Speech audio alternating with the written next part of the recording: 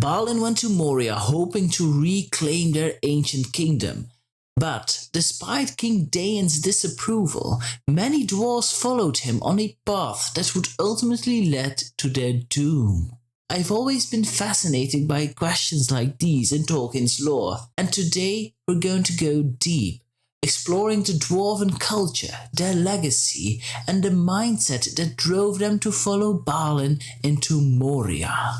But before we're going to descend into those depths, tell me in the comments, would you have followed Balin, and more importantly, why? Before we're going to dive deep into this question and find an answer on why dwarves would actually follow Balin to go back to these ruined halls of Moria, we have to take a look at Balin himself, because if Balin asks you a question, it isn't just any dwarf who is asking another dwarf to go and follow him into Moria. This is Balin, who has joined Thorin and his company to reclaim Erebor and had fought during the Battle of the Five Armies. He was also one of the dwarves under the rule of King Thrain II, father of Thorin, who had battled during the War of Dwarves and Orcs and ultimately fought on Azanul Bizarre, just in front of the east gate of Moria. And if this is not enough, Balin and his brother Dwalin were one of those companions that joined King Thrain in trying to return to Erebor. And I'm going to give you even more. Balin is even a noble dwarf from the line of Durin.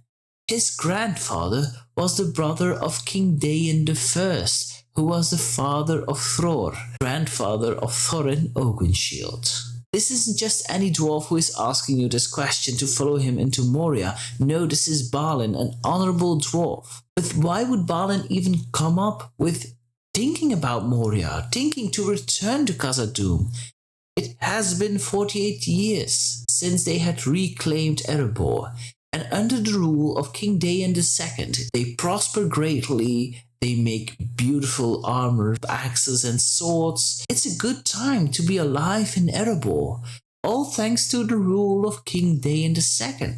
But after 48 years, there started to grow whispers in Erebor.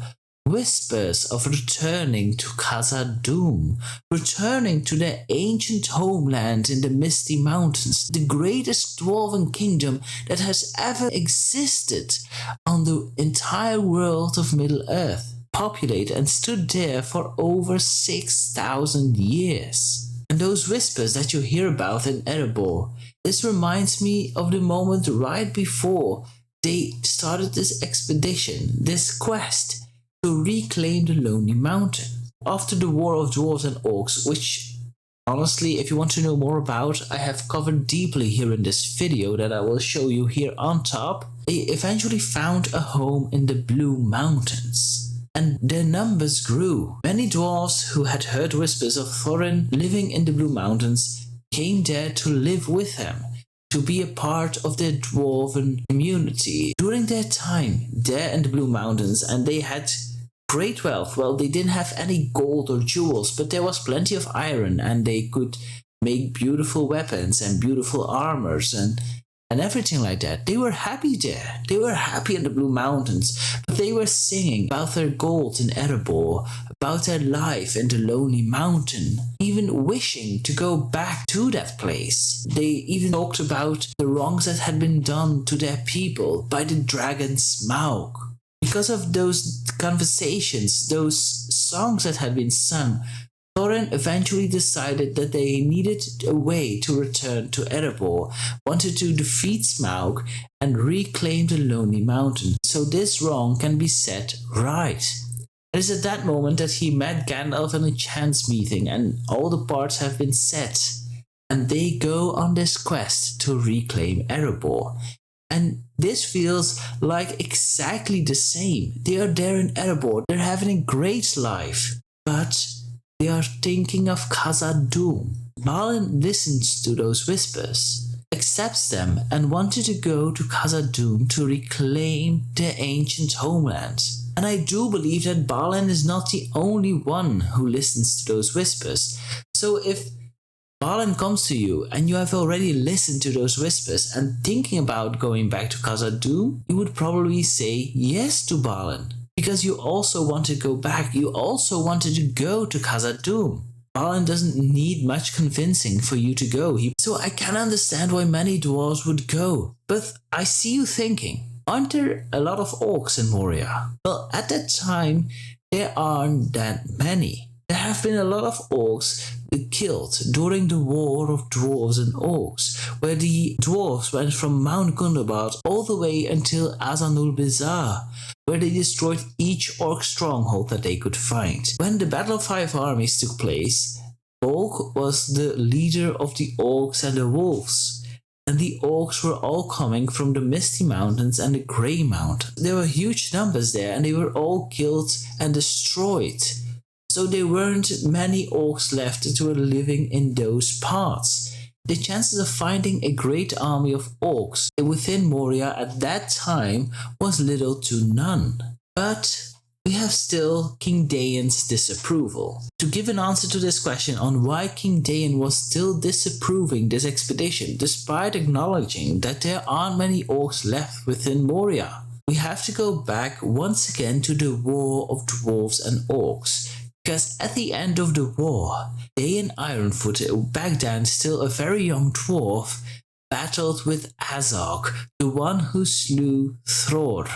But after he had killed Azog, he looked beyond the shadows of the east gate of Moria, and there he saw in the distance that Durin's Bane was still alive. And as he had said to Thrain at that moment, at the end of Azanul-Bizar, that another power has to come to destroy Durin's Bane before the dwarves could relive in Moria.